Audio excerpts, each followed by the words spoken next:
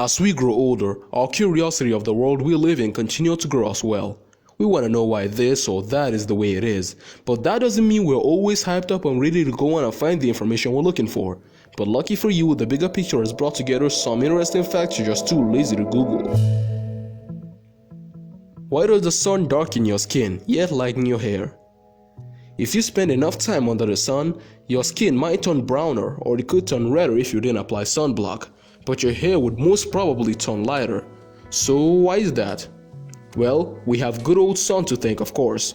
Melanin is the pigment responsible for hair and skin color, and sunlight breaks down melanin. When the sun breaks down the melanin in your hair, the hair becomes lighter. And since the hair is made up of dead cells, it will stay that way until new hair follicles grow in. While on the other hand, the skin responds more efficiently to this damage by producing more melanocyte cells, which protect us from intense sun radiation, and as a result, darken our skin. Why do we look so good in a mirror? Our mirror versions is basically a reverse version of our true selves, which means we are way too used to seeing someone who doesn't really exist. So, the mere thought of seeing these mirror images in a photograph, we just set our minds up for disappointment and would blame it on a bad hair day. Whereas our family and friends will often see nothing wrong with what we call a bad photo, because that's the version of ourselves they always see. Although several photographic focal lengths can also completely alter the way someone's face shape is. So, the mystery here is, how do we ever know what we really look like? Why do we get goosebumps? Goosebumps normally form when tiny muscles at the base of hair follicles contract. This process helps animals warm up faster by standing each hair on end and creating a form of insulation. In cases of danger, this process also makes them look bigger and more threatening. Even if we humans don't need fur to scare away our enemies or keep us warm, humans still get goosebumps in cold weather or emotional states. This is as a result of instinctual release of adrenaline, which means that goosebumps are just evolutionary traits we inherited from our ancestors. Why do we sound different on a recording? If you've noticed your voice in a recording, you'd notice it sounds very different from your original voice. This is caused by the ability of our bones to conduct sound. Other people hear the sound waves of our voice only through the air, and the recording also contains just these sounds. But yet, the way we hear our own voices is a combination of the regular sounds and the low-frequency sounds conducted by the bones of our skulls. That's why the first recording of your voice might come to you as quite a shock. Why can't robots click the "I'm not a robot" checkbox? This is a good one. Now think about this. Why can't robots just go ahead and click on the "I'm not a robot" checkbox?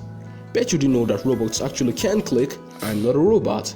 But the main purpose of this question is not just to click whether or not you're a robot, it's how you click it that Google is really interested in. Now if it's a person, there will be finger or mouse movements. Plus, if it's a real person, it might take a little time before you click the box. But if it's a robot behind the screen, it'll first of all download the page, and then click the box with little or no movement. Why can't your eyes get cold? This thought might have never crossed your mind before, but unlike every other visible part of the human body, our eyeballs are unable to determine cold or heat, which comes down to a lack of temperature receptor cells. About 80 to 90% of the human eye is nestled inside the skull, where they get constant and regular supply of warm blood, and as long as they're inside a functioning body with ligaments, bones, fats, and tissues to keep them warm, it's virtually impossible for your eyeballs to freeze at sub-zero temperatures. Why do birds fly in a V formation? This strange and rather mysterious practice performed by birds has actually puzzled scientists for years, until, well, it didn't anymore. In 2014, a study focusing on ibises cracked the mystery by determining that it's a handy energy-saving technique, similar to how squadrons of planes can conserve fuel in a V formation.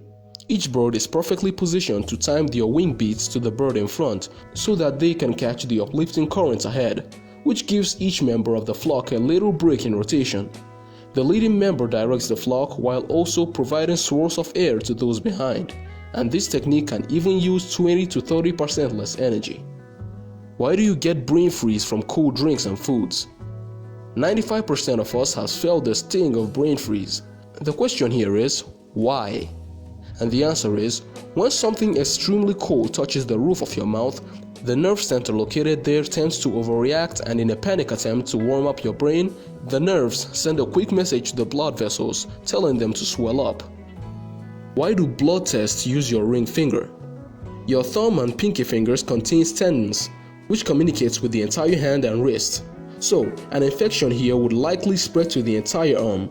Among the remaining fingers, your ring finger is the finger used the least, which means that the skin in your ring finger is more delicate and easier to puncture with both less pain, and the wound would also heal much faster.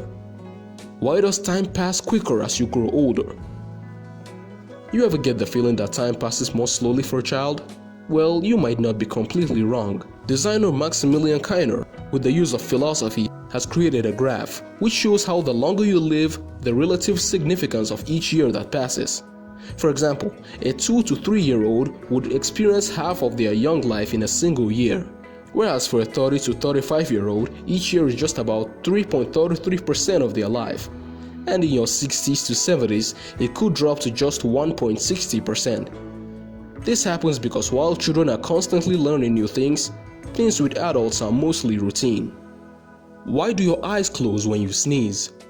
In this case, scientists are not exactly 100% sure, but they do believe that it could be caused by an instinctual response in order to keep the flying debris and germs coming from your mouth from getting into your eyes. Or maybe this happens because of the voluntary tightening of your face muscles when you sneeze. What is the pink part of the eye? Almost every single part of the human body has a specific function, but that might not be entirely accurate when it comes to the pink part of the corner eye. The scientific name for this fleshy pink part of the inner eye is caruncle, and the fact is, it's actually useless. The caruncle is basically the evolutionary remnant of a third eyelid which reptiles, birds, amphibians, and fishes still possess to cover their eyes and keep out harmful bacteria. Humans, on the other hand, no longer require a horizontal eyelid, so we're just left with a small portion, which no longer functions. But maybe, as humans continue to evolve, it might just disappear altogether. Why do we yawn when we're tired? Whenever we're feeling either bored or sleepy, the rate at which we breathe slows down. The body doesn't like this because it needs your blood to be full of oxygen. So when you yawn, the lungs fill with air and then feed your blood with the oxygen it needs to carry throughout your body. Yawning also stretches your chest muscles, which speeds up the rate by which the heart pumps blood, and by so doing, gives the body more energy. Why did pirates wear eye patches? Isn't it obvious? To cover an eye they lost in a sword fight? Well, no. Pirates actually wore those black eye patches to enable them to see in the dark. The human eye takes more than 25 minutes to adjust from light to dark. So when pirates needed to go to the lower deck, where it was almost always dark, they could simply remove their patch, and the eye beneath the patch was used for the darkness. So this helped them to see in the dark. Where does the toilet waste on a plane go? Wait a minute, doesn't it just fall from a plane? Well, some of us already know that's not how it works. In the 1980s, airplane toilets relied on the same blue liquid as porta potties, known as anotech, to push waste from the bowl into storage tanks, but this method wasn't so efficient. Besides increased fuel consumption involved in carrying the fluid, the systems were sometimes leaking waste, which would eventually freeze into blue ice capable of plummeting through the air and causing damage. These days, aircrafts use a Kepner system, which involves the use of powerful vacuum to suck everything down in mere seconds. Tanks holding a large amount of waste are then safely pumped out after landing. Why do goats have rectangular pupils? Just like horses and hippos, goats need rectangular pupils for survival. With the help of these pupils, goats can see over 280 degrees around them, which gives the animal a perfect means to spot predators. It's especially important for grazing animals that keep their heads low down. While on the other hand, pupils shaped vertically are most typical for predators. Why do soda bottles have bumps? These bumps underneath famous soda bottles is probably something you must have never thought to question. But there's actually a reason why they aren't just as flat-bottomed as water bottles. This 5-pointed bottom is not just to make the product seem fancier, but it's actually a matter of stability. Soft drinks are mainly served cold, So the plastic bottle needs to withstand the change in volume that happens when the liquid increases in temperature without falling over. Soda is also aerated, and a flat bottom would stick out when the bottles are pressurized to fill the gas, as the drinks are carbonated. Which of these facts did you find most interesting? Let us know in the comments down below. Also, make sure to leave a like and subscribe to the channel to join us and look at the bigger picture of life.